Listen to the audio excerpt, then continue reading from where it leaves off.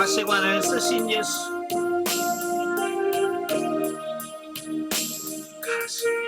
가시관을 쓰신 예수, 날로 다루실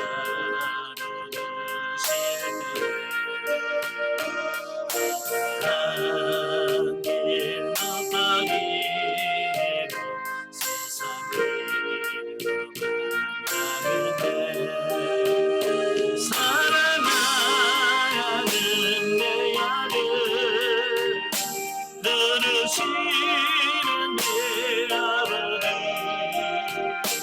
누구든 어머니 못하니 내 죄가 너무 큽니다.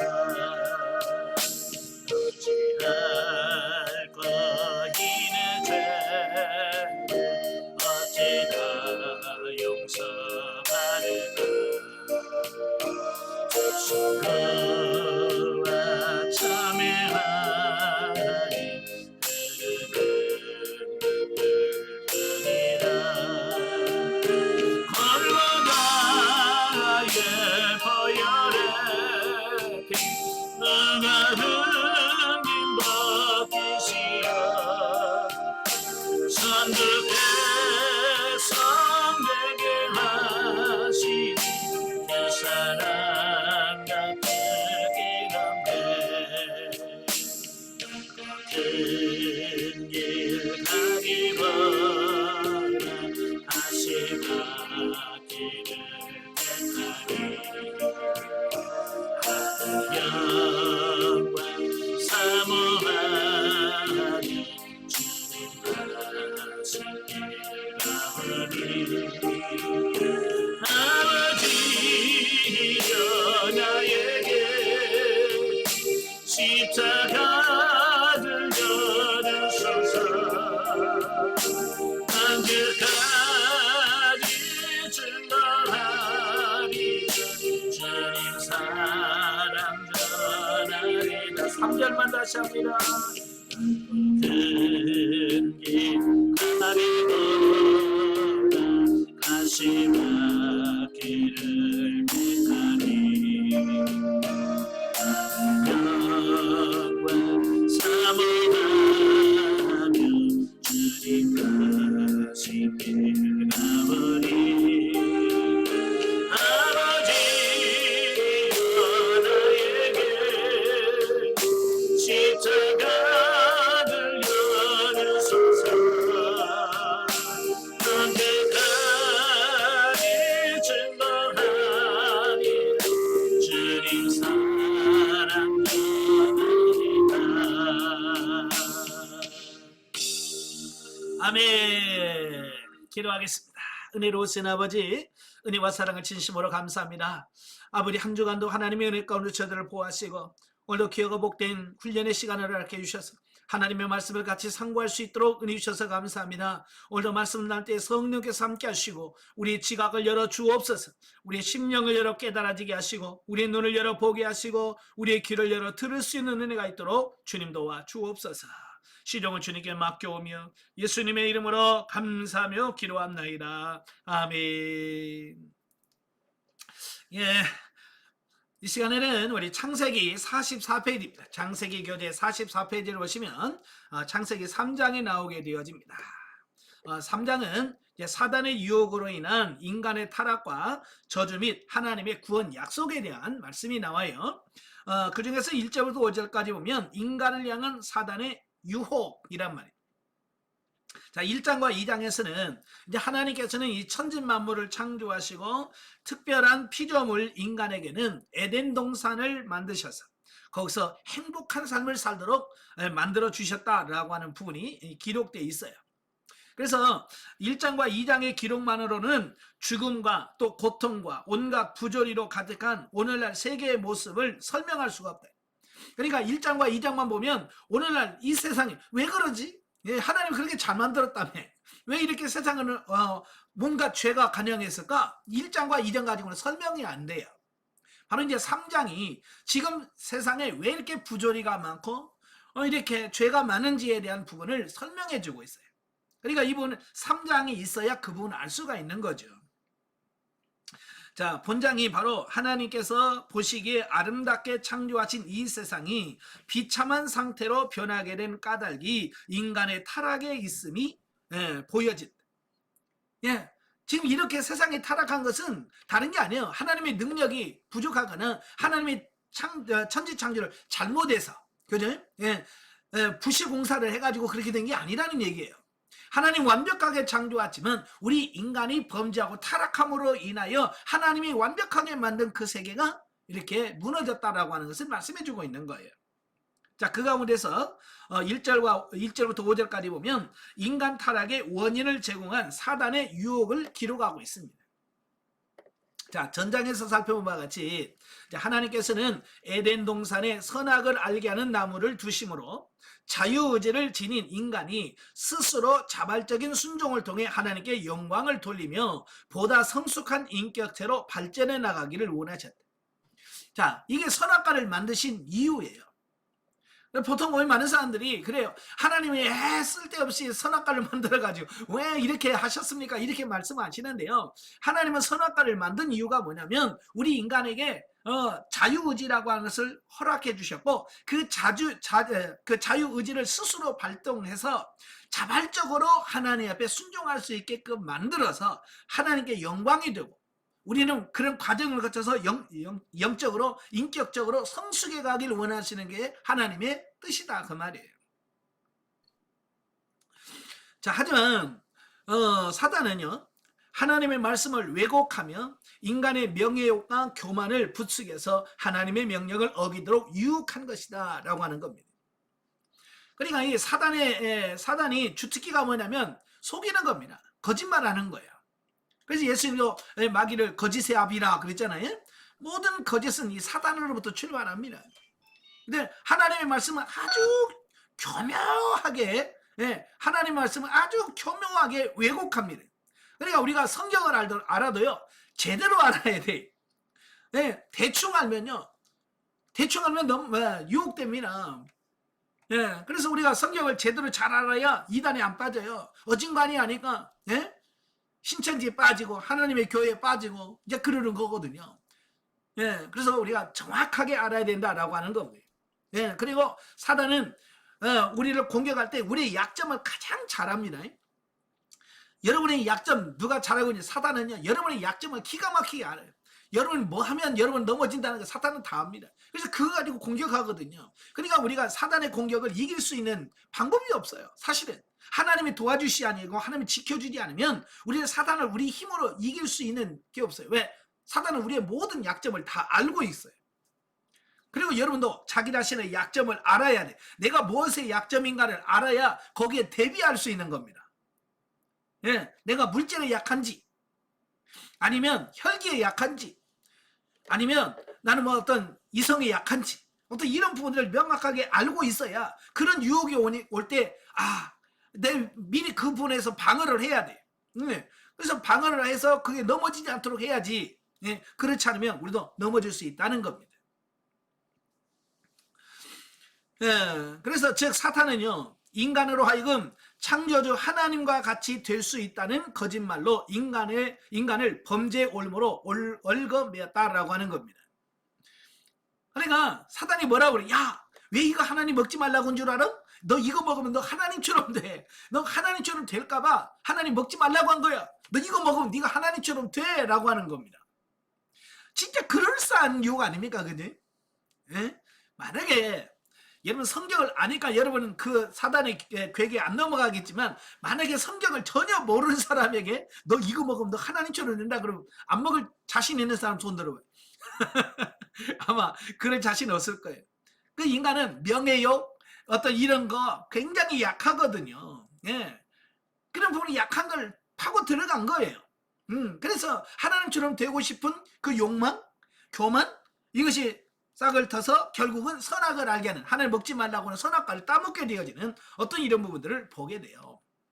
그러니까 오늘 우리도 마찬가지예요. 내 안에 있는 육신의 이런 속성들 아까 약점이라고 그랬죠. 이런 약점들을 내가 잘 알고 그런 부분들을 처리하지 않으면 우리도 넘어갈 수밖에 없다는 거예요. 특별히 교만 같은 거 예, 교만한 마음 같은 거 이거 처리하지 않으면 나도 어느 사이에 나도 모르는 새 교만에 빠져있는 내 모습을 보게 되고요. 틀림없이 그것 때문에 사단의 유혹을 받게 돼. 그래서 여러분 안에 있는 육신의 속성들을 주님 십자가에서 처리시켜 주세요 라고 기도하셔야 돼요. 아시겠죠? 하나님, 내 안에 아직도 나도 교만한 마음이 있습니다. 이 교만한 마음을 십자가에서 처리시켜 주세요. 나도 하나님처럼 되고 싶은 이런 욕망이 있습니다. 이 욕망을 십자가에 처리시켜 주세요 라고 그런 부분들을 이 십자가에 계속 처리했을 때 그런 부분들이 사라지게 돼요. 예. 그럴 때 우리가 넉넉히 이길 수 있는 이런 삶이 되어지는 겁니다. 자, 6절부터 13절까지는 인간의 타락에 대한 말씀인데요. 자, 본문은 하와가 선악과를 따먹고 이를 아담에게도 권하여 실제 인간 타락이 이루어졌다는 그야말로 슬프고도 안타까운 최초 인간의 범죄 기록이 나옵니다. 네. 참, 그냥 하와가 자기만 먹고 그냥 아담을 안 먹겠으면 또 모르겠죠. 근데 꼭 인간은 자기가 죄를 지으면 꼭 누구 같이 가고 싶어. 이걸 물귀신 작전이라고 그래요. 자기만 죽는 게 아니고 남까지 끌어가. 이게 사단이 쓰는 전략이거든요. 예, 왜 사단이 자꾸 우리로 유혹해서 하나님과 멀어지게 만드냐면 사단은 이미 하나님부터 징계, 심판을 받은 족속들이에요. 그들은 영원한 삶이 영원한 생명이 없어요. 영원한 하나님의 형벌만 있는 거죠. 그러니까 배가 아픈 거예요. 그래서 하나님의 택한 백성들을 유혹해서 나만 죽을 수 없어. 너도 같이 죽어. 이런 거거든요. 예, 사단은 물귀신 작전을 쓰는 거야. 자기도 이미 하나님의 심판으로 멸망받지만 자기만 죽을 수 없다는 거야. 같이 죽자는 거야. 예, 그래서 우리가 이런 부분에 넘어가면 안 돼요. 자, 인간이 사단의 유혹에 넘어가 범죄한 사실을 다룬 6절과 범죄의 결과로 수치심과 창조주이신 하나님의 낯을 피하는 공포가 생겼음을 보여주는 7절부터 10절입니다. 예, 먹지 말라고 해서 선악과를 따먹었어요. 따먹고 나니까 뭐가요? 눈이 열려버렸어요. 눈이 열려서 자기의 벌거벗은 몸을 본 거예요. 예, 수치를 느끼는 거죠. 그 전에는 죄가 없을 때는 이런 수치를 몰랐어요. 근데 그 죄를 짓고 나니까 자기들의 수치를 발견하게 되고 또 하나님에 대한 공포가 생기는 겁니다. 예. 그 전에는 하나님 만나는 걸 자연스러웠잖아요. 근데 죄를 짓고 나니까 하나님을 만나는 게 공포스러워요. 아마 여러분 자녀 키울 때 보면 자녀들이 제살이하고 나면 부모가 오면 어때요? 숨잖아요.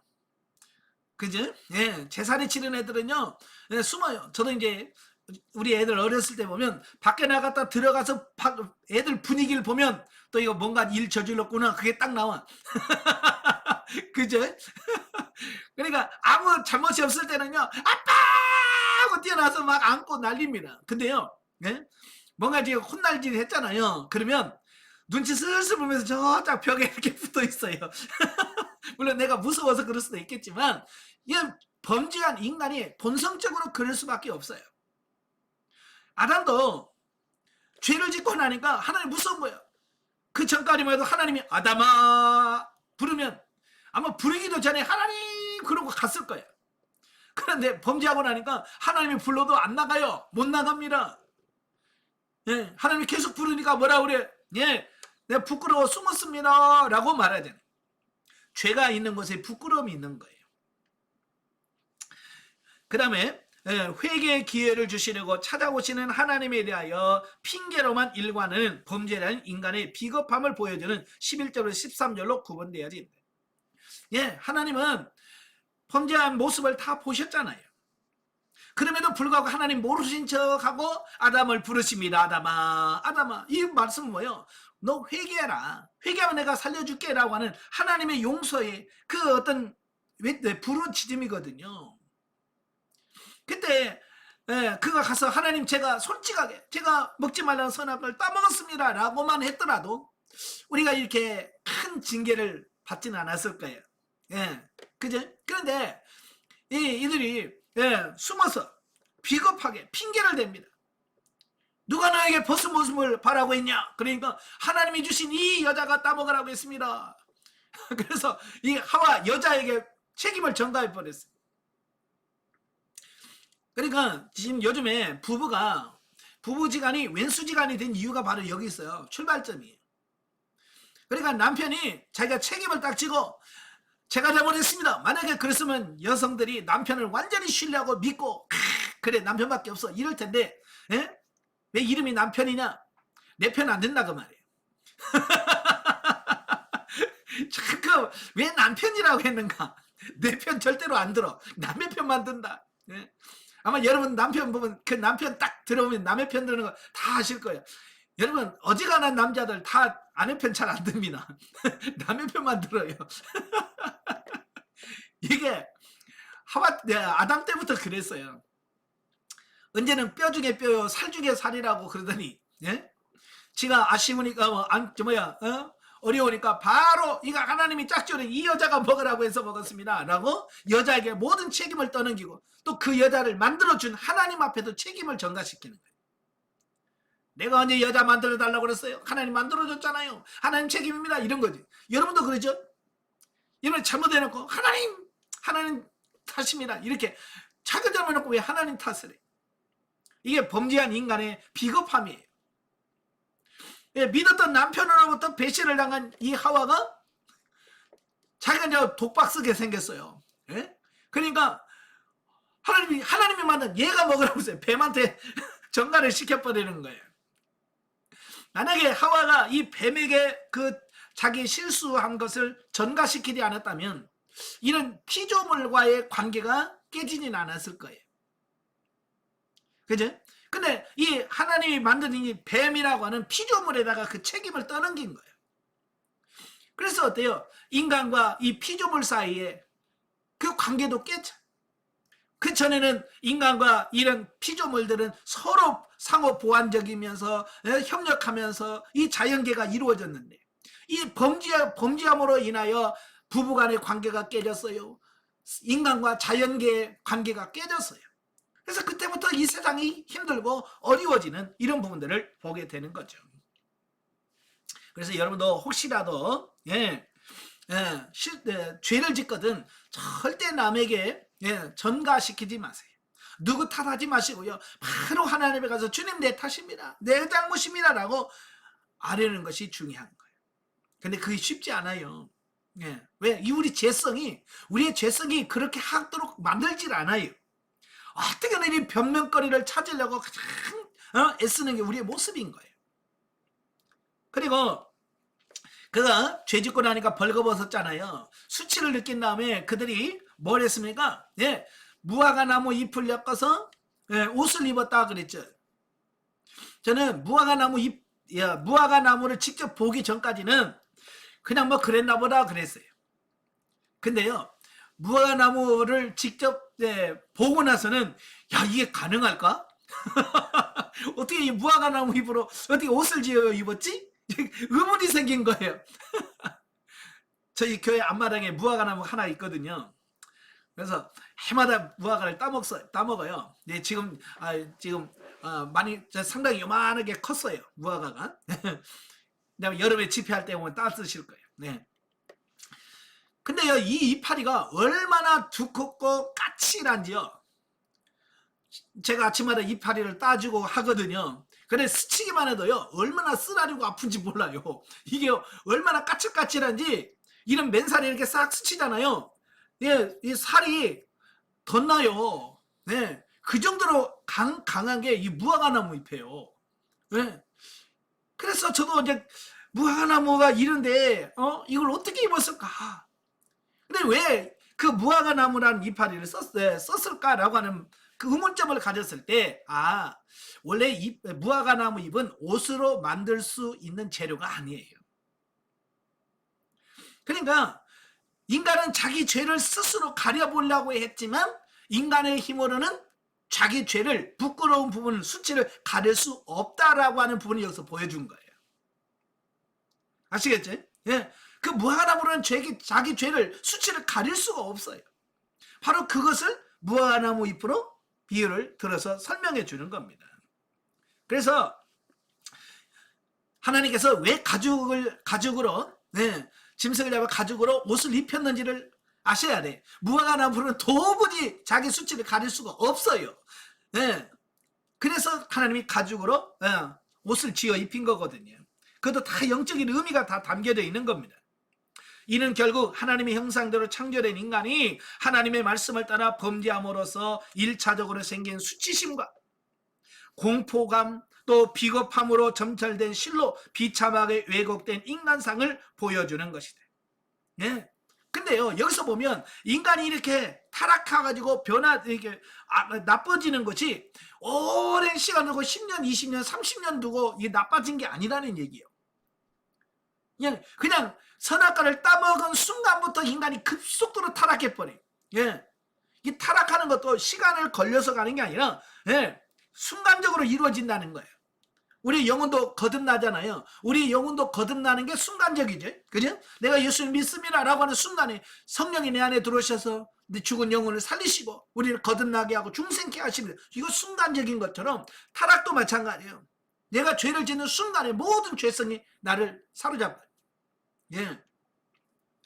그래서 죄의 영향력이 그만큼 대단하다고 하는 것을 여기서 우리에게 보여주고 있어요. 자, 이처럼 보면은 하나님께서 보시기에 아름답게 창조된 이 세계에 불행의 씨앗이 떨어져 급속도로 자라나 수치와 공포와 비겁의 열매를 맺음으로써 하나님의 창조 질서와 조화가 깨지고 왜곡되어 감을 보여준다.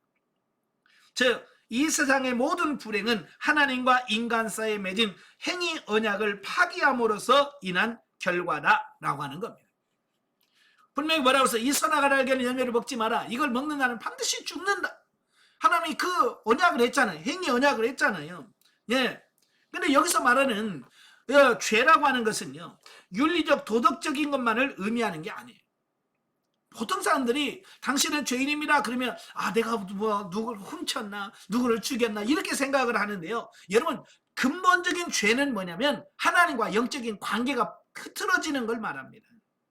영적인 죄를 말해요. 하나님과 관계가 문제가 생기는 겁니다. 예. 그래서 하나님과 관계가 어그러지면, 깨지면 모든 것이 깨지게 돼 있어요. 그래서 영성은 뭐냐?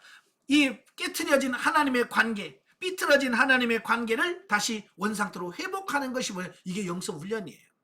그래서 여러분이 하나님과 좋은 관계를 맺게 되면 그때부터 여러분의 삶에서 변화가 일어나게 돼요.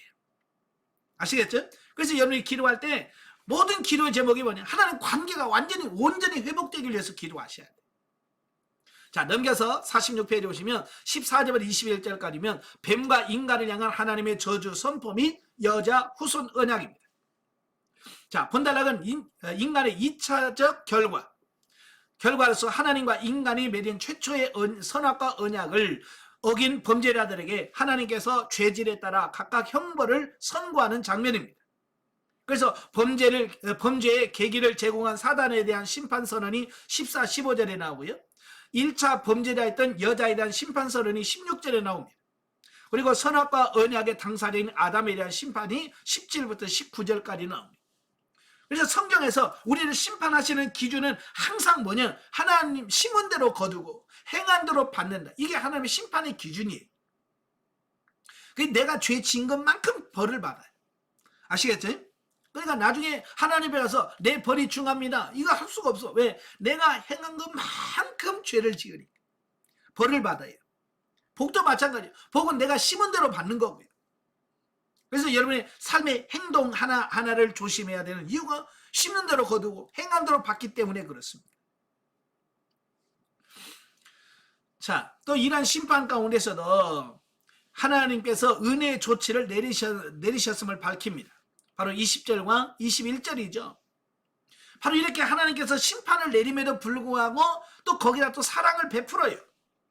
결국 본문을 통해서 우리는 오늘날 인간과 자연계가 겪고 있는 모든 고통의 근본 원인을 발견할 수 있다. 그 원인이 죄, 인간의 범죄에 있어요.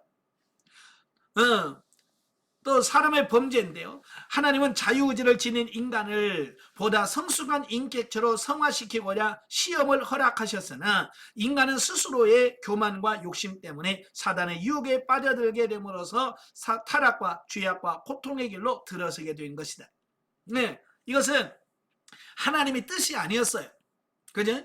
사람이 인간이 스스로 자유의지를 통해서 선택한 겁니다. 그래서 우리는 내가 왜 이렇게 힘드나, 하나님 원망하지 마세요. 하나님 불평하지 마세요. 다 우리의 실수요, 우리의 허물이요, 우리 죄 때문이라고 하는 거예요. 그럼에도 불구하고 자비로우신 하나님께서는 범죄한 자들에 대한 공의의 심판을 베푸는 가운데서도 당신의 형상대로 지음받은 피조물인 인간을 구원할 길을 열어놓으셨다는 겁니다. 즉 이는 이 세상의 역사가 사단의 세력과 하나님의 세력이 싸우는 현장이 될 것이나 장차 오실 여자의 후손 곧 메시아 예수 그리스도에 의한 궁극적인 승리와 구원을 약속해 주셨습니다. 이게 원시복음 최초의 복음인 거예요. 그 증거로서 하나님께서는 아담과 하와에게 가죽옷을 지어 입히셨는데, 이때 죽임을 당한 짐승에 예표하는 바는 바로 그리스도께서 장차 오셔서 스스로의 몸을 내어주심으로 인간의 죄의 올무와 수치에서 해방시켜 줄 것을 보여주는 거다. 바로 짐승이 죽잖아요. 짐승이 죽어서 가죽을 남기리요. 그 가죽으로 옷을 입혔어요. 그러므로 아까 말한 무화과 나무 잎으로는 도무지 감출래야 감출 수 없는 그 몸을, 수치를 그 어린 양의 피로서, 그 가죽으로서 그게 수치를 가려진 것처럼 우리의 죄는 예수 그리스도만이 우리의 죄를 가려줄 수 있고 해결할 수 있다라고 하는 것을 이 창세기에서부터 우리에게 보여주고 있다라고 하는 겁니다. 그래서 창세기는 무슨 짐승인지 이름은 안 나와요. 근데 보통 성경에서 예수님은 어린 양의 비유를 하거든요. 그래서 아마 이때 잡은 짐승은 양이었을 것으로 우리가 추정을 할 수 있습니다. 이날 모든 점을 종합해 볼 때 하나님의 심판은 분노의 폭발이 아니라 공의의 조처임을 알 수 있다라고 하는 겁니다. 만약에 하나님께서 분노하셔 화난 대로 했으면 우리 죽었죠. 아담 죽었어요. 근데 하나님은 그 분노가 아니라 우리를 구원하시기 위한 또 하나님의 공의, 하나님의 공의는 뭡니까? 아까 말했죠. 심은 대로 거두고 행한 대로 받는다고 하는 그 하나님의 심판 기준에 의하여 그가 그렇게 벌을 받게 되는 어떤 이런 부분들을 보게 됩니다. 자, 그 다음에 22절부터 24절에 가면 에덴 동산에서 인간 추방. 자, 보면은 인간 타락의 3차 결과입니다. 인간이 인류 최초의 거주지며 이상적인 낙원이었던 그 에덴 동산에서 추방되었다는 사실입니다. 즉 하나님께서는 범죄한 인간이 생명나무 실과를 먹고 영생하는 것을 막기 위해 생명나무가 있는 에덴 동산으로부터 쫓아내신 것이다. 이것은 인간이 하나님과 교통하며 행복한 삶을 누릴 수 있는 축복의 동산에서 추방된 것이라는 점에서 큰 불행이 아닐 수 없다.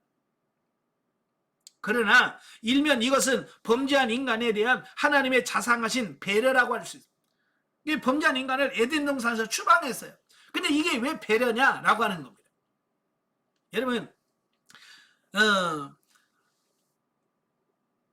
에덴 동산에는요 선악을 알게 하는 열매만 있는 게 아니에요. 그 옆에 생명나무도 있습니다.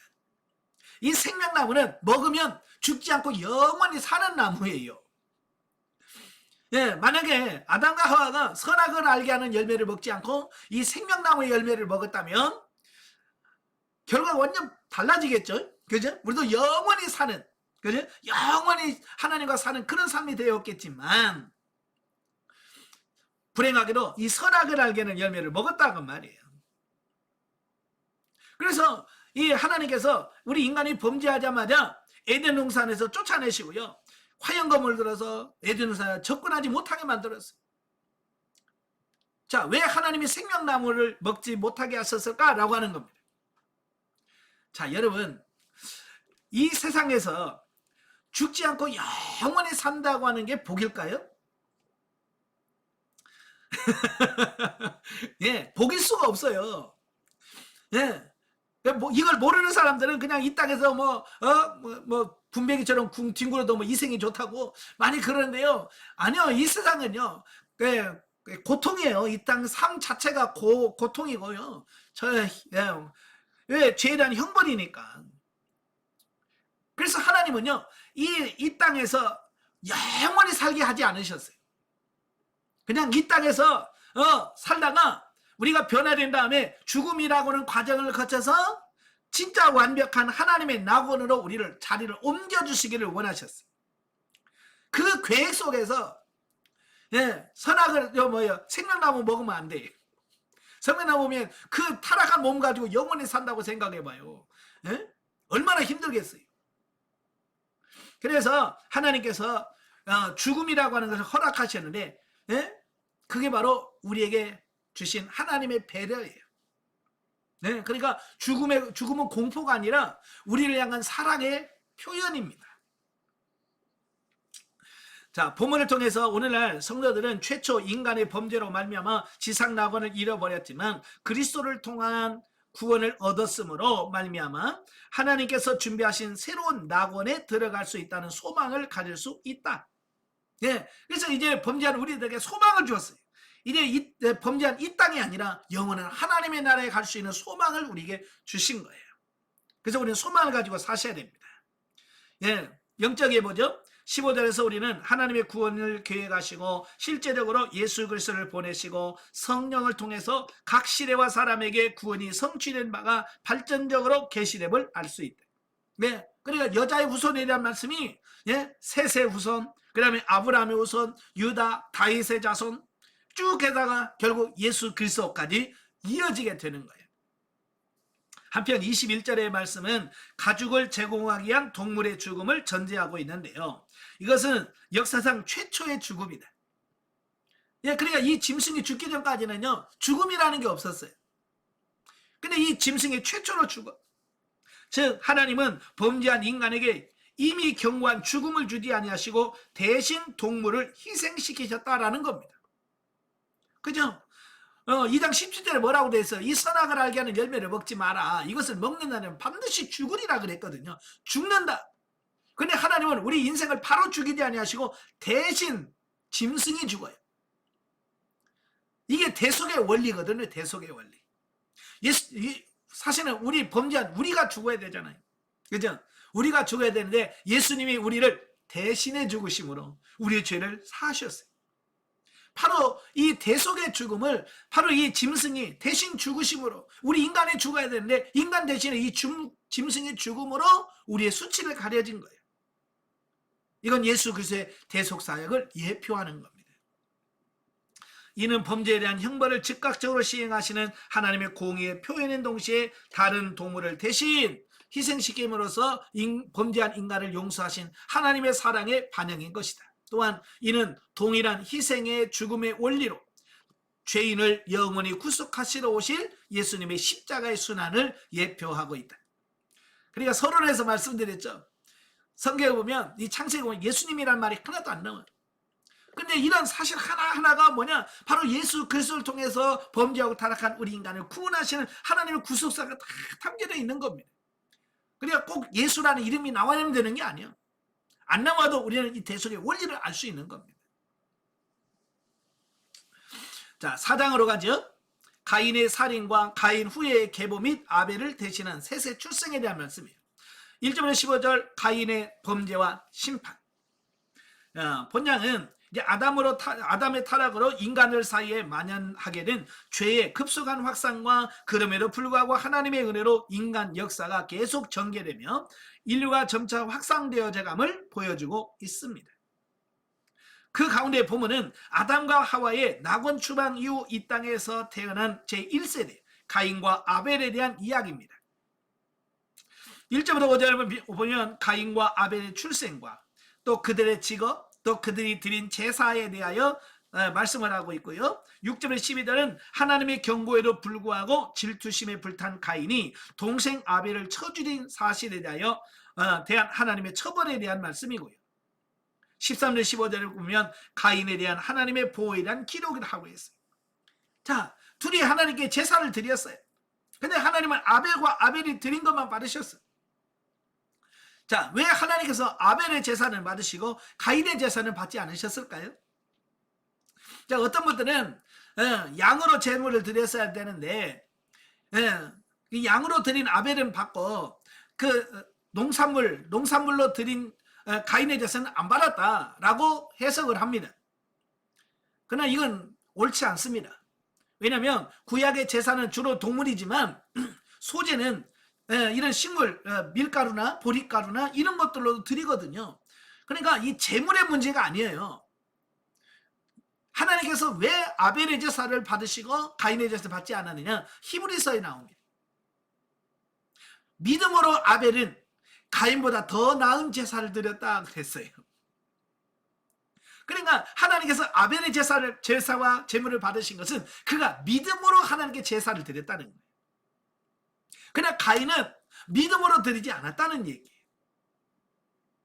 오늘 우리도 마찬가지예요. 믿음으로 행할 때 하나님께서 기뻐하시는 거예요. 그래서 히브리서 11장 6절에 보면 하나님은 그가 계신 것과 자기를 찾는 자들에게 상 주시는 이심을 믿어야 할지니라. 하나님께 나갈 때는 이런 믿음을 갖고 갔을 때 하나님은 그 믿음을 통해서 우리 예배와 모든 걸 받으신다는 겁니다. 자, 그러면 가인이 자기 재물을 안 받았어. 그럼 어떻게 해야 돼요? 여러분 같으면 어떻게 하겠어요? 하나님, 주님, 내 믿음이 없습니다. 나에게 믿음을 주옵소서. 이렇게 기도해야 되잖아요. 이게 정상인 거예요. 근데 타락한 인간은 거기까지 생각이 못 미쳐. 가인은 어디냐? 아니, 쟤만 없으면 내가 하나님 내 제사 받을 텐데 쟤 때문에 내가 안 받았다. 아벨만 없으면 된다고 생각하는 겁니다. 여러분, 자녀들도 보면 그러잖아요. 그 형제가 있잖아요. 형, 동생이 있고 그러면 마지가 제일 먼저 태어난 애가 동생 태어나면 굉장히 질투를 많이 해요. 왜 그래요? 동생이 있기 전에는 엄마 아빠의 사랑을 다 혼자 받았잖아요. 그죠? 근데 동생이 생기면서 모든 관심이 동생에게 가니까 이 시기합니다. 그래서 시기가 많은 애들은요, 애를 막 때리기도 하고요, 눈도 찌르고요. 그래요. 심한 애들은 막 때리고, 어떤 애들은 막 그 애기 배 위에 올라가 앉아있고 막 그래요. 그런 애들도 있어요. 그 시기 질투는 사람에게 있어요. 이 가인의 속성을 닮아서 그래. 하나님이 가르쳐 주잖아. 그 막 얼굴이 불그락불그락 화가 나 있는데 하나님 뭐라고 했어? 너 왜 화내냐? 하나님께서 가르쳐 주잖아. 너 지금 죄가 있다. 너 그 다스려라. 분명히 가르쳐 줬잖아요. 하나님이 가르쳐 줬으면 깨달아야 되는데요, 이 타락한 인간은 가르쳐 줘도 몰라요. 이게 문제예요. 가끔 제가 상담하면서 여러분 가르쳐 주거든요. 근데 가르쳐 줘도 모르는 사람들 얼마나 많은지 몰라요. 꼭 집어줘도 몰라. 가인이 그런 거예요. 하나님이 탁 집어서 너 왜 얼굴이 이렇게 붓냐? 너 이렇게 화내냐? 왜 열받냐? 너 그 죄를 다스려라 라고 하나님 분명히 경고까지 해주셨어요. 근데 그럼에도 불구하고 가인은 어때요? 들에 나가서 아벨을 돌로 쳐 죽여버려. 죄를 다스려야 되는데 다스리지 못하면 이렇게 알려줘도 안 된다는 사실이에요. 그래서 하나님은요, 우리가 잘못을 하면 사람들을 통해서 또 환경을 통해서 우리에게 가르쳐 줍니다. 여러분의 잘못을요, 여러분의 실수를 가장 잘 지적해 주는 사람이 누굽니까? 여러분의 잘못을 제일 잘 콕콕 집어주는 사람 누구예요? 여러분 옆에서 같이 자는 사람. 그죠? 여러분 같은 입을 덮고 자는 그 사람은요, 내 실수와 허물을 기가 막히게 잘 알아. 그래서 콕콕 집어줍니다. 그러면 감사합니다 그래야 돼. 우리는 당신 때문에 내가 이걸 알았네요. 고맙습니다 그래야 되는데 그렇게 하질 않아요. 저희 교회도 기도하러 오시는 부부가 오는데요, 이 부부가 꼭 그런데요.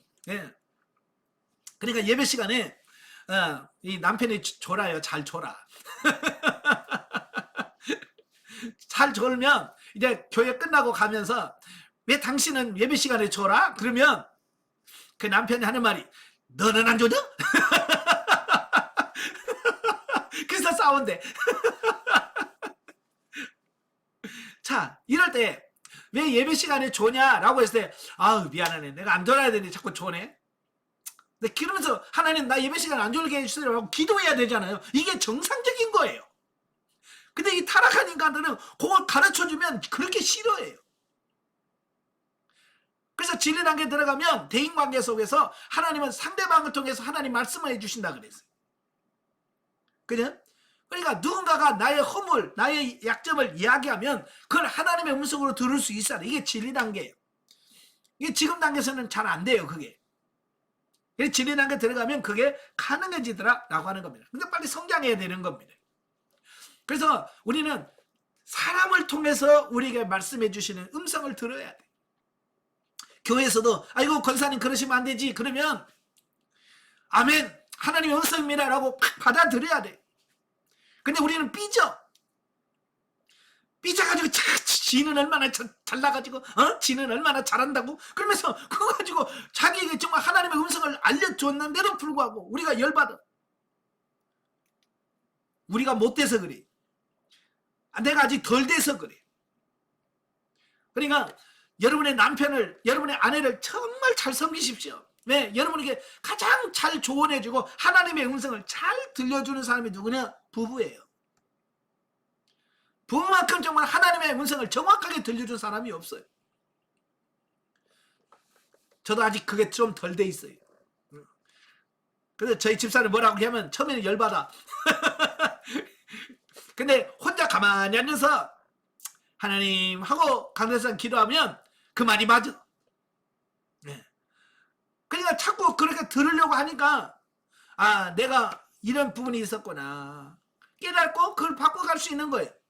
아시겠죠? 예. 여러분 하나님의 음성을 잘 듣기를 바래요. 예. 그래서 아내의 말이 하나님의 음성이고요. 남편의 말씀이 하나님의 음성으로 들을 수 있어야 돼요. 그 단계까지 여러분이 성장해 가셔야 돼요. 아시겠죠? 그래서 제가 말씀 안 드렸지만 이제 나중에 드릴 거예요. 그래서 아내의 말이 하나님의 음성으로 들리면 하산해도 됩니다. 남편의 말이 하나님의 음성으로 들려지면 이 영성 안 해도 돼요. 예, 진리 단계까지 온 거예요, 그게. 그게 남편의 말이 하나님의 음성으로 들려지면 이제 겨우 진리 단계 간 거예요. 생명 단계도 아니고. 근데 아직 우리는 그 단계까지도 못 간다고 말이에요. 열심히 가야 됩니다. 아시겠죠? 자, 이처럼 이 세상이 죄로 오염된 이후의 이야기인 본문은 더 이상 화평과 사랑의 이야기가 아닌 질투와 인류 최초의 살인에 대한 우울한 기록으로 이는 일찍이 아담과 하와가 하나님의 명령을 거역하고 불순종의 죄를 저지른 그 순간부터 죄의 씨앗은 무서운 암세포처럼 인간 심성 깊숙이 파고들어 인간을 파괴하였음을 보여줍니다. 이게 죄의 영향력이라고 하는 거예요. 그래서 구약에서 이 누룩이라고 하는 표현을 많이 쓰잖아요. 누룩이라고 하는 것은 들어가면 반죽 속에 깊이 막 파고들어서 전체를 부풀하게 만들어버려요. 네. 죄라고 하는 것은요 그냥 들어오면 가만히 있는 게 아니라 우리 마음 전체를 다 주물럭주물럭 해가지고 다 오염시켜버려요. 그래서 사도 바울은 죄는 모양이라도 버려라. 흉내도 내지 마라. 왜냐하면 그렇게 들어오면 그냥 그게 있는 게 아니라 그게 계속 내 마음을 다 움직여 죄가. 그래서 완전 부패하게 만든단 말이에요. 그래서 죄는 모양이라도 버리라고 말씀하시는 겁니다. 따라서 향후 전개되는 인류사는 죄를 낳는 걷잡을 수 없는 타락사로 이어지고 맙니다. 그래서 인류의 역사는 곧 범죄의 역사예요. 죄의 역사예요. 누가 찬양 불렀는지 걸음마다 자욱마다 다 죄뿐입니다. 참 저는 그 가사를 그 찬송을 부를 때마다 맞아 어찌 이렇게 나는 가는 것마다 나는 행한 것마다 다 죄인가 인식하시길 바래요. 자 16절에서 24절까지 보면 세속적인 인간 문명의 태도 보면은 가인의 후손들이 그들의 땅에서 나름대로 문명과 문화를 창출해가면서 번성해가는 기록으로 여기서 가인이 이하 7대 족보와 그들의 생애가 간략하게 소개되고 있습니다. 자 여러분 여기서 우리가 중요한 것은 뭐냐면 하나님을 떠난 인간이 발전시킨 가인의 후손들이 발전시킨 게 뭐냐 그게 뭐냐면 문명이에요. 문명, 기술, 그 다음에 문화예요. 타락한 인간이에요. 원래 우리 인간은요 하나님 안에 있을 때 참된 평화를 누리고 하나님 안에 있을 때 참된 평강을 누릴 수 있는 존재로 만드신 거예요. 그러니까 하나님과 함께 있을 때 우리가 가장 편한데 범죄하고 타락해서 하나님과 떨어져 나가니까 이거 공허한 거예요. 그래서 그 공허한 마음, 그걸 채우기 위해서 발전시킨 게 뭐냐? 그게 문명이고 기술이고 문화고 대중문화예요. 예, 그러니까 이런 거죠. 예수 안 믿는 사람 보면 그 마음이 공허한 거야. 그래서 맨날 그들은 뭐야? 트로트 틀어놓고 혼자 찔찔찔찔 짜고 있고 예? 드라마 보면서 하고 있는 거예요. 왜냐면 다른 기쁨이 없는 거야. 여러분은 기도하면서 기쁘고 하나님을 찬양하면서 기쁘고 하나님과 동행하면서 기쁘잖아요. 근데 그들은 그런 게 없어요. 영에서 누리는 이런 평안이 없는 거예요. 기쁨이 없는 거예요. 그러니까 그들은 대중문화 아니면 스포츠 이런 데에 막 빠져가지고 막 와 하면서 그 하나님과 누려야 될 이 모든 그것을 그런 부분에서 찾는 거예요. 오늘도 마찬가지예요. 신앙생활 제대로 하는 사람들은요, 드라마 안 보고요, 트로트 안 불러도 살아요. 근데요, 그 어지간한 사람들은요, 그게 안 돼요. 예, 그래서 계속 드라마 봐야 되고 영화 봐야 되고 취미생활 해야 되고 뭘 해야 되고, 왜? 채워지지 않으니까. 여러분, 하나님으로 채워지신 여러분 되셔야 됩니다. 예, 예. 그래서 대중문화는 누가 선택했냐? 사단이 선택한 거예요. 그래서 대중문화 보세요. 대중 뭐 영화, 뭐 드라마, 이게 전부 다 뭐예요? 기독교적인 신앙적인 부분이 있어요? 거의 없어요. 전부 다 타락한 문화예요. TV 보세요. 드라마 보세요. 전부 막 이상한 막 불륜에다가 그냥 막 이혼에다가 막 하여간 말도 안 되는 사건들을 막 해가지고 드라마를 만들잖아요. 그래서 사람들로 하여금 어지간한 뭐 불륜은 죄도 아니야. 이제 사람들의 마음을 그렇게 혼란스럽게 만들어버리. 왜? 그 안에 대중문화 안에 누가 들어있어요? 사단이 역사하기 때문에 그런 거예요. 그래서 우리는 대중문화를 잘 바라볼 수 있는 시각이 분별할 수 있어야 돼요. 이게 많은 분들이 뭐 트로트 부른다고 뭐 죄가 돼요? 예, 죄는 아니에요. 그러나 왜 트로트를 부르냐? 하나님 안에 채워지는 만족함이 없기 때문에 그런 거예요. 아시겠죠? 그러니까 그런 부분들 원리를 정확하게 알아야 그래서 그게 문제가 되는구나. 네? 죄라서가 아니라 내가 자꾸 트로트를 부르지 않으면 공허하니까. 예?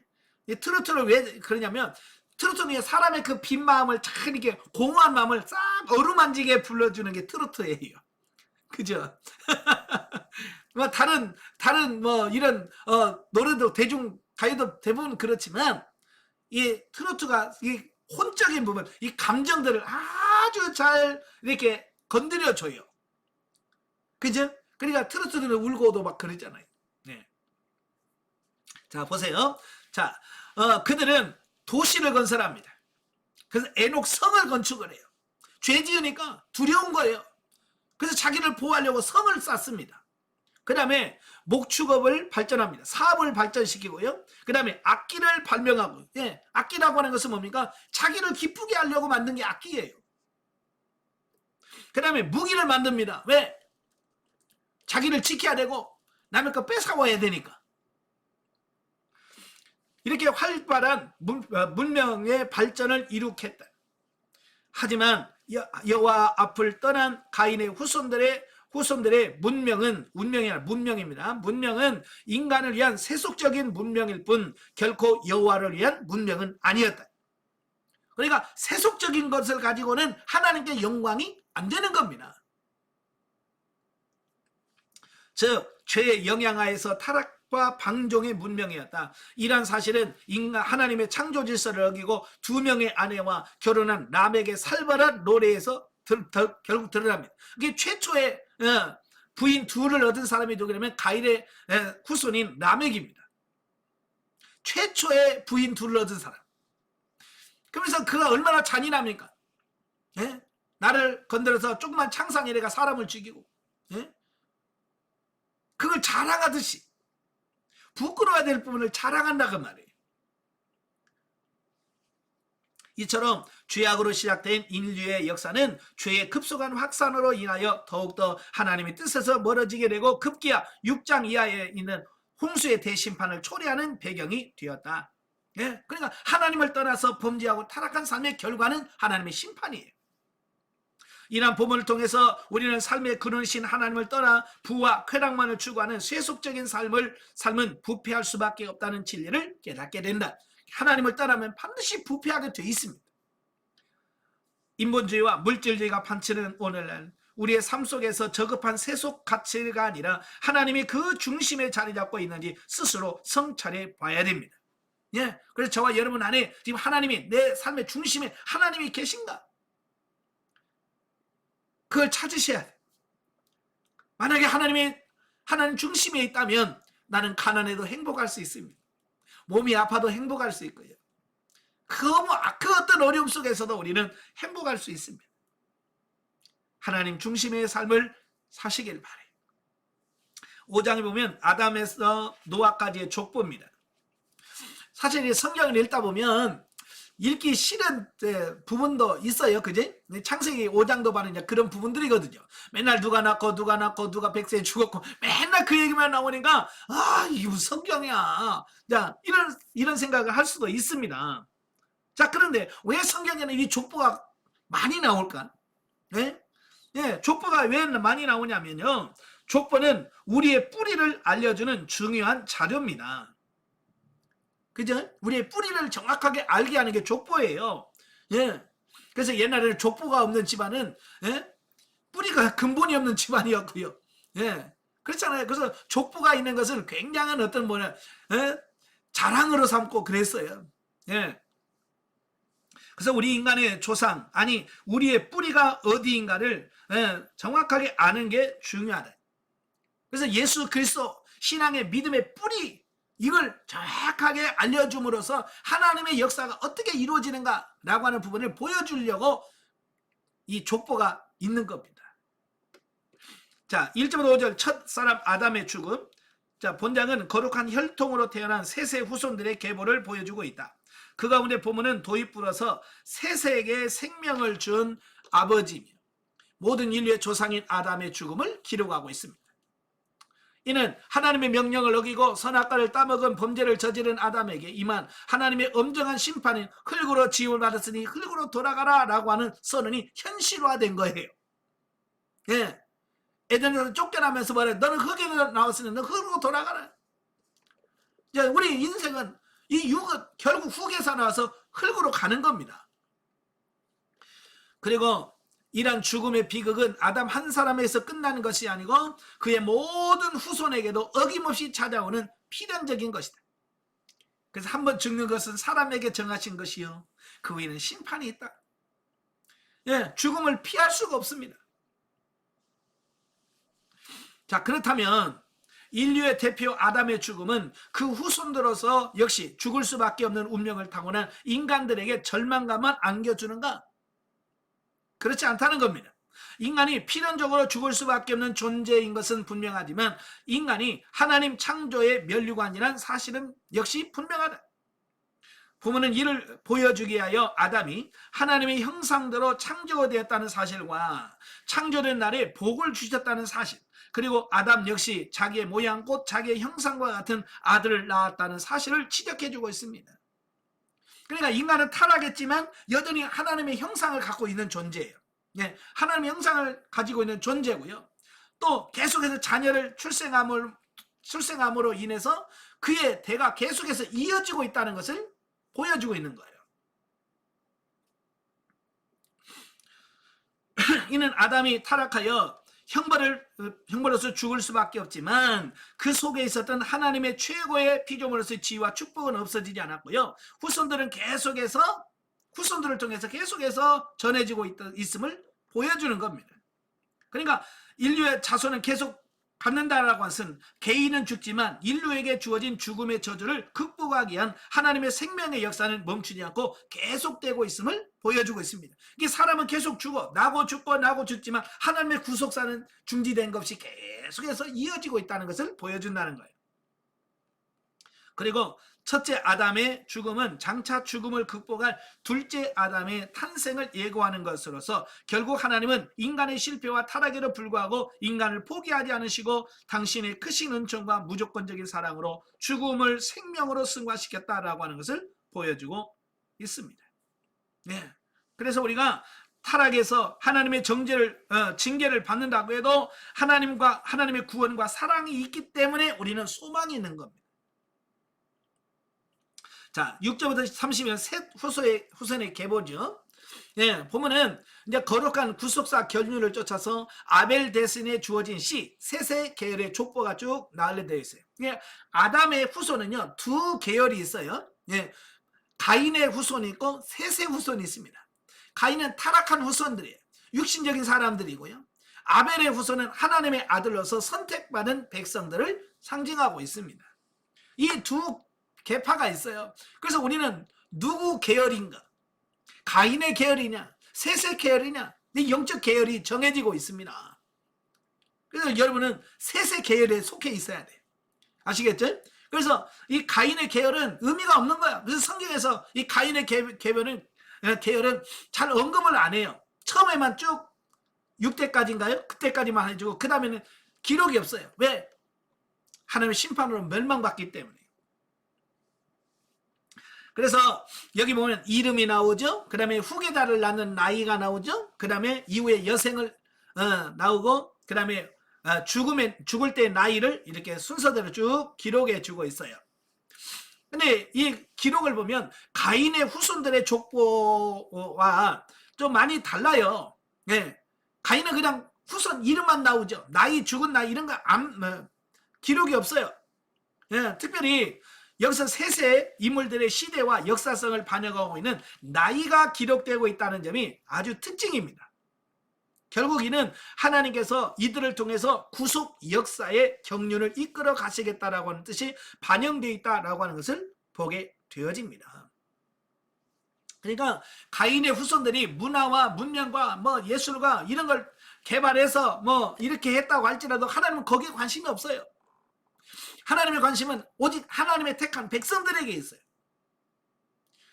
우리가 하나님의 관심은 우리 육에 없습니다. 우리 영에 있어요. 그걸 우리가 보여주고 있습니다. 예, 그러나 이런 경건한 셋의 계열의 인물들도 인류의 시조 아담의 타락으로 이 땅에 들어오게 된 죽음은 피할 수 없었다라고 하는 겁니다. 예, 누구나 다 죽기 때문에. 예? 그러나 여자의 후손을 통해서 우리에게도 소망이 있다라고 하는 겁니다. 예, 바로 족보를 기록한 이유가 바로 여기 있어요. 하나님의 약속이신 여자의 후손이 어떻게 태어나며 하나님의 뜻을 성취하시는가라고 하는 것을 보여주기 위해서 이 족보를 기록했다라고 하는 겁니다. 이런 족보가 없으면 이런 게 이해가 안 되는 거예요. 하나님 여자의 후손이 어떻게 도대체가 예수님과 연결되는가? 이 족보가 없으면 그걸 몰라요. 근데 족보가 있으니 이렇게 해서 이 예수님이 태어나셨고, 예? 바로 이 예수님이 여자의 후손이구나. 이게 이해가 될 수 있는 바로 그런 의미에서 족보가 나오는 겁니다. 그래서 다음부터 이 족보 읽을 때 쓸데없는 거 왜 썼어? 그러지 말고 거기서 하나님의 역사가 이렇게 끊어지지 않고 이루어졌구나. 이걸 인식을 하셔야 돼요. 아시겠죠? 예. 자, 한편 인류의 초기 인물들은 장수했다는 사실이 나옵니다. 아담이 930세까지 살았고요. 최고 나이 많은 무두셀라 969세. 1000년을 가까이 살아요. 1000년을 그럼 왜 최초에는 이렇게 1000년을 가까이 살았을까라고 하는 겁니다. 그것은 하나님께서 뭐라 그래요? 아담을 만들어 놓고 말해 생육하고 번성하여 땅을 정복하라. 번성해라 라고 말씀하셨거든요. 자, 그러려고 하니까 어때요? 자식들을 많이 낳아야 되겠죠? 많이 낳아야 되는데 오늘처럼 뭐 한 몇 년 살아가지고는 이 자식이 후손들이 번성이 안 되겠죠. 그러니까 1000년 동안을 거쳐서 살면서 자식을 낳아요. 근데 성경에는 뭐 이런 자식이 하나만 기록이 되어 있죠. 그렇지만 여러분 1000년 동안 자식을 낳았으면 몇 명이나 낳았을까요? 진짜 어마어마하게 낳았을 거예요. 저도 저희 어머니하고 저희 아버님이 결혼해가지고 10명을 낳았어요. 10명의 자녀를 낳았는데 그중에 셋은 먼저 갔고 7이 남았어요. 7이 남아서 저희 어머님이 94세에 돌아가셨거든요.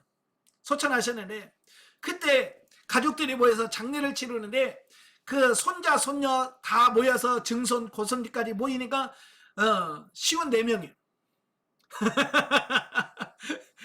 지가는 고속버스 45인승 갖고 모자라. 그러니까 우리 젊은이가 100년도 못 사시면서 자식을 낳았는데 그렇게나 많은 자손들을 바라보면서 야 이게 1000년을 살면서 자식을 낳았으면 얼마나 나왔을까. 예, 그런 거예요. 그게 하나님께서 허락하신 거예요. 이게 아시겠죠? 예, 그래서 하나님께서 이렇게 오래 살게 하신 이유가 자녀들을 많이 출생해서 많이 낳으라고 하는 의미겠죠. 자, 그런데 노아 홍수 이후에 급속도로 인간의 수명이 확 줄어요. 자, 왜 그럴까요? 하나님이 1000년을 살게 했더니 이 인간들이 하는 짓이 맨날 죄만 져. 1000년 동안 죄만 져. 그러니까 그 죄에 대한 그 무게, 그 징계가 어마어마하죠. 1000년 동안 죄를 지었으니 그걸 쌓아놓으면 얼마나 크겠습니까? 그래서 하나님은 야, 안 되겠다. 오래 살겠더니 죄만 짓는다. 그러니까 조금 살다 와라. 그러니까 우리 인생을 이게 줄여준 게 복이에요. 우리에 대한 배려예요. 예, 이걸 아셔야 돼. 근데 우리는 그걸 모르고 그냥 왜 이렇게 조금 빨리 죽어. 그래, 빨리 죽는 게 복이요. 죄 짓기 전에. 하나님은 다 그래요.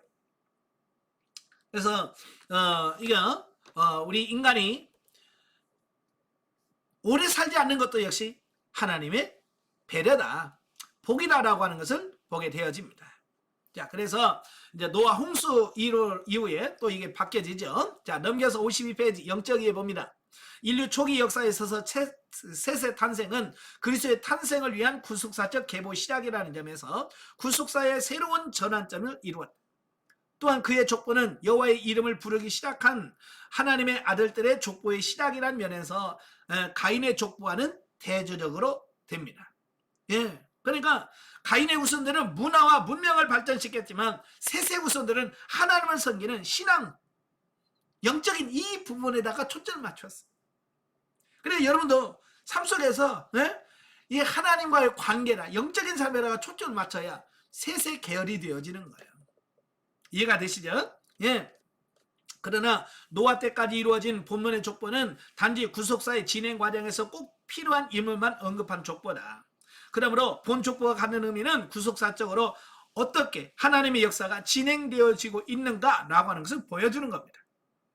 그러니까 족보를 다 기록한다면 어디다 두겠어요? 그냥 요한이 그러잖아요. 예수님이 행한 것을 다 기록해 놓으면 이 세상에 둘 데가 없다. 그래서 구속사에게 필요한 딱 우리가 죄 구원받기에 딱 필요한 것만 요약해서 정리해 놓은 게 성경인 거예요. 그러니까 성경의 기록이 100% 다라고 아니에요. 많이 생략이 됐고요. 하나님의 구속사의 핵심만 딱 기록해 놓았어요. 네, 그거를 보셔야 돼요. 자, 6장으로 갑니다. 인류의 타락과 하나님의 대홍수 심판 예고 및 노아 방주 준비. 1절로 8절까지면 인류의 타락과 하나님의 한탄이 나옵니다. 자, 인류사에서 대변혁 사건이 나온 게 뭐냐? 노아 홍수 사건입니다. 직접적인 원인이 뭐예요? 범죄예요. 죄를 너무 많이 지은 거예요. 그래서 하나님께서는 한탄하신 거예요. 그래서 이 세상을 심판하시려고 하셨다라고 하는 겁니다. 자, 그런데 그 타락상을 보면 나와요. 예, 그 왜 타락했을까? 인간이 1절에 보면 나오죠. 예, 하나님의 아들들과 사람의 딸들이 결혼했다는 겁니다. 여기서 하나님의 아들은 누굴까요? 여기서 하나님의 아들은 누굴까요? 어떤 사람들은, 어떤 신학들은 이게 천사라고 얘기를 해요. 근데요, 천사는 결혼 못합니다. 왜요? 몸이 없어요. 육체가 없어요. 영체는 있지만 육체는 없어요. 그래서 천사들하고 결혼이 안 돼요. 육체가 없는데 어떻게 결혼이 됩니까? 그래서 여기서 말하는 하나님의 아들은 경건한 셋의 후손들을 의미합니다. 셋의 계열. 그러면 사람의 딸들은 누굴까요? 가인의 후손들이에요. 요즘으로 말하면 무슨 말이에요? 불신결혼을 말합니다. 불신결혼. 하나님 앞에 신앙적으로 결혼해서 만나야 되는데 육신적으로 불신결혼을 하는 거예요. 바로 이게 타락의 원인이 됐다라고 하는 겁니다. 오늘도 마찬가지예요. 불신결혼하면 어때요? 신앙 믿음 지킬 수 있어요? 못 지켜요.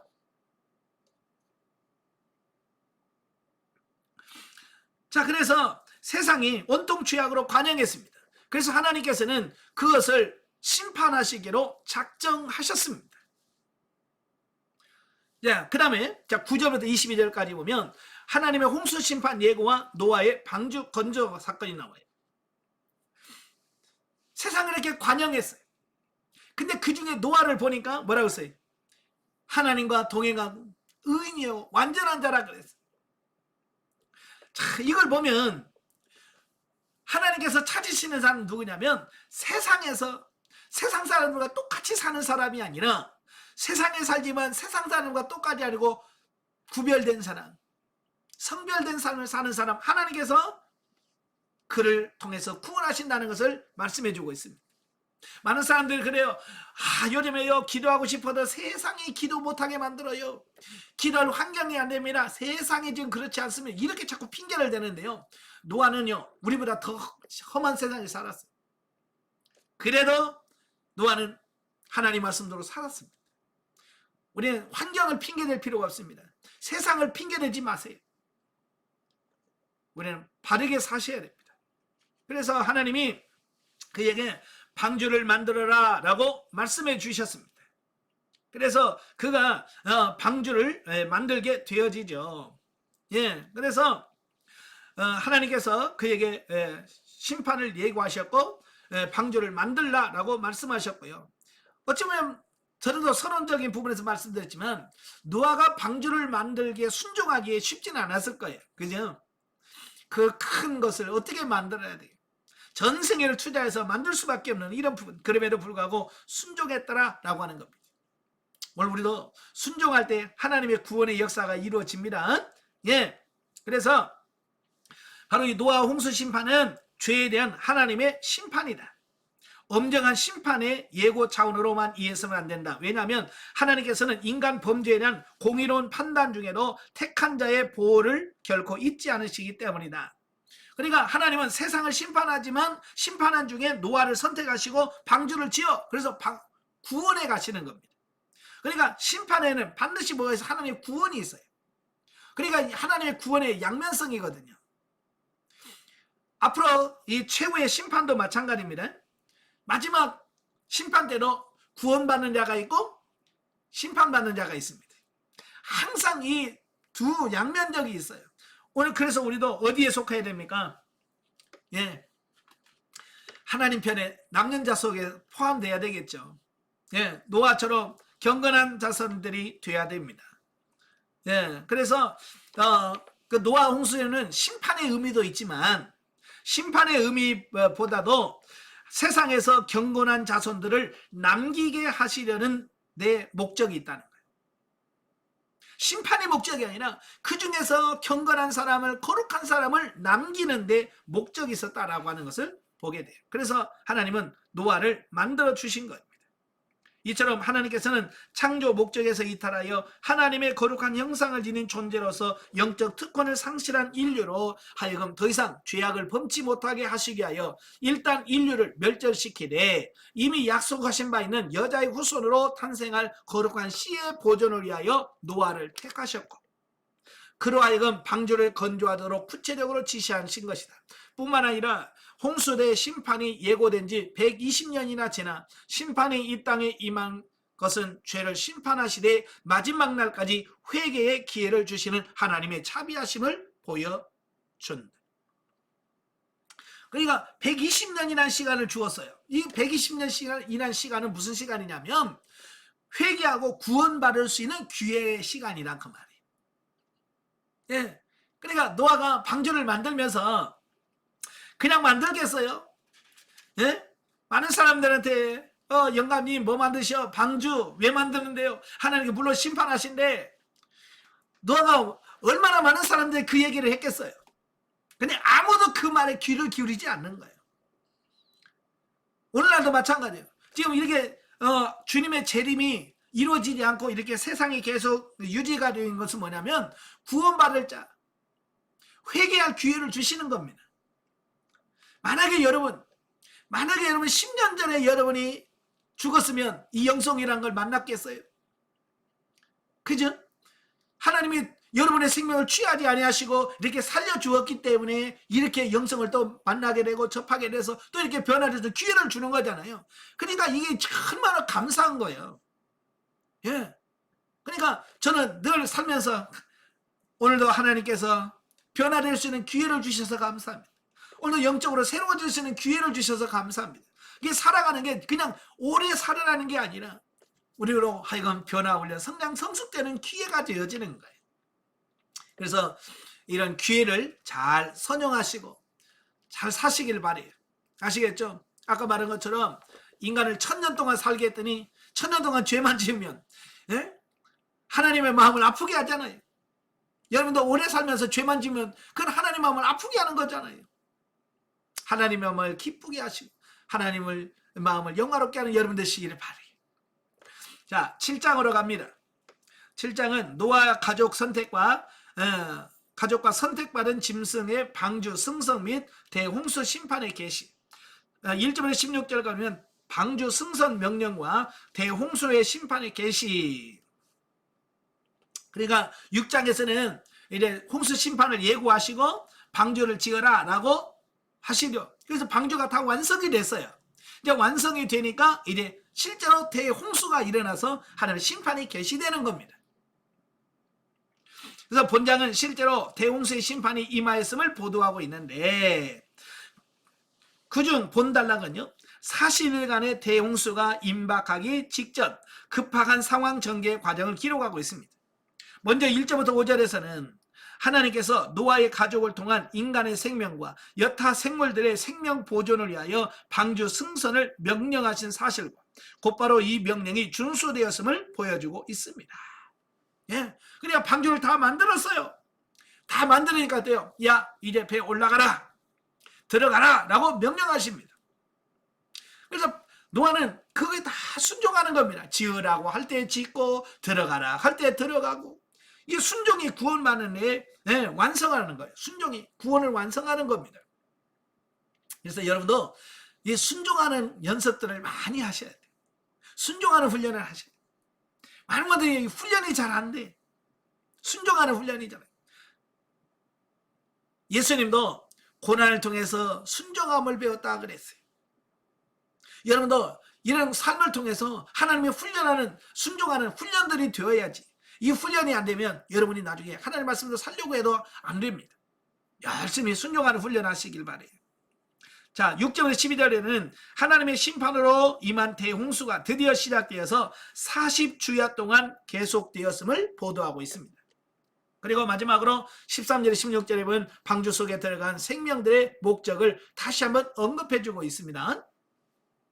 자, 이처럼 보면은 하나님께서 지으셨으나 인간의 범죄로 말미암아 죄악이 창궐하게 된 이 세상을 멸절시키기에 앞서 긴급히 택한 백성인 노아의 일가족과 각종 동물들을 안전한 방주 속으로 대피하는 상황이 기록되어지고 있습니다.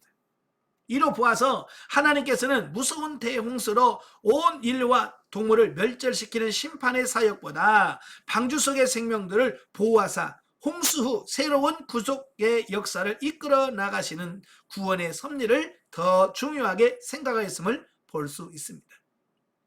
예, 그러니까 우리는 이 노아의 홍수, 그러면 심판, 하나님의 심판만 자꾸 생각하기 쉬워요. 그런데 물론 심판의 의미도 있지만 하나님의 구원에 대한 의미가 더 커요. 만약에 세상을 심판하는 목적이라면 방주를 왜 만들려고 했겠어요? 그냥 싹 쓸어버리지. 그죠? 근데 하나님은 심판을 하지만 심판의 목적이 아니었다는 거예요. 우리 인간을 구원하시는 게 하나님의 목적이었던 거예요. 아시겠죠?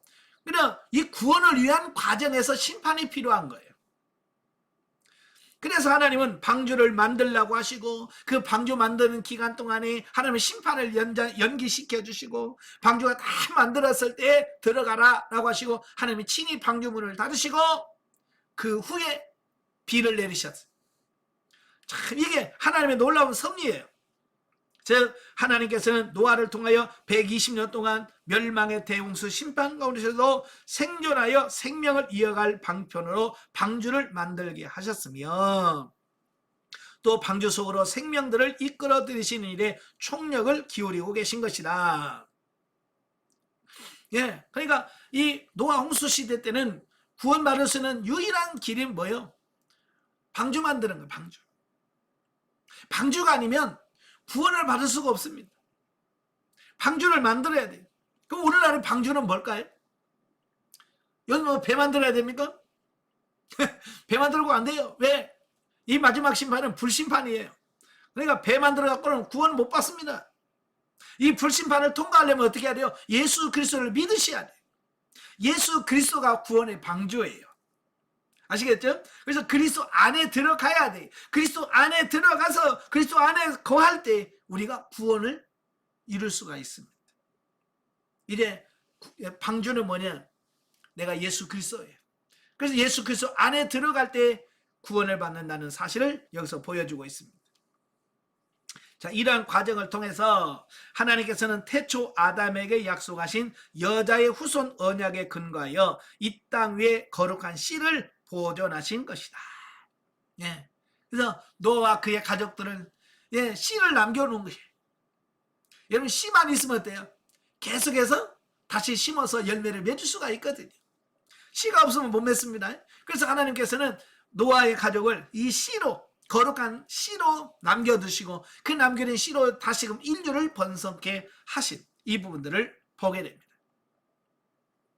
자, 17절부터 24절까지 오면 온 세상을 뒤덮는 대홍수 심판입니다.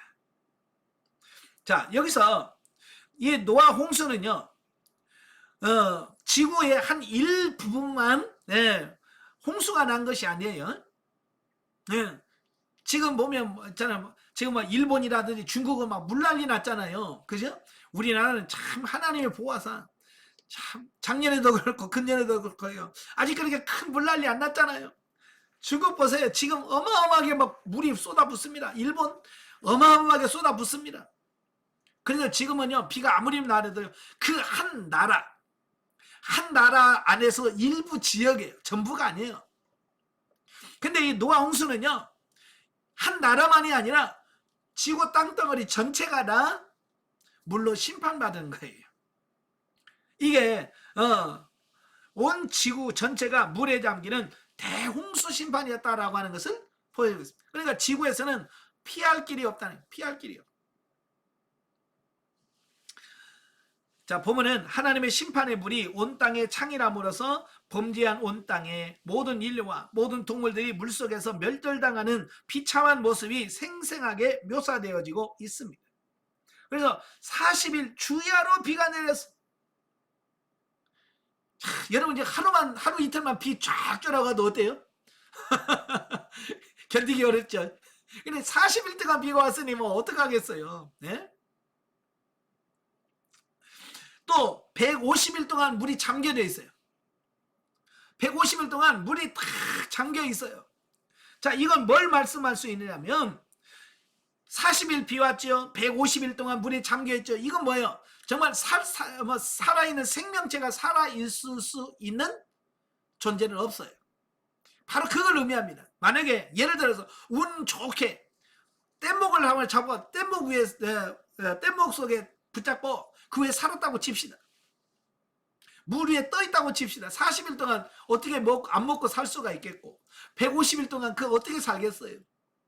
그러니까 이건 40일, 150일은요, 이 진짜 살아있는 생명체는 정말로 노아 방주 안에 있는 것 빼고는 싸그리다, 싸그리다 진멸하기 위한 하나님의 철저한 계획이에요.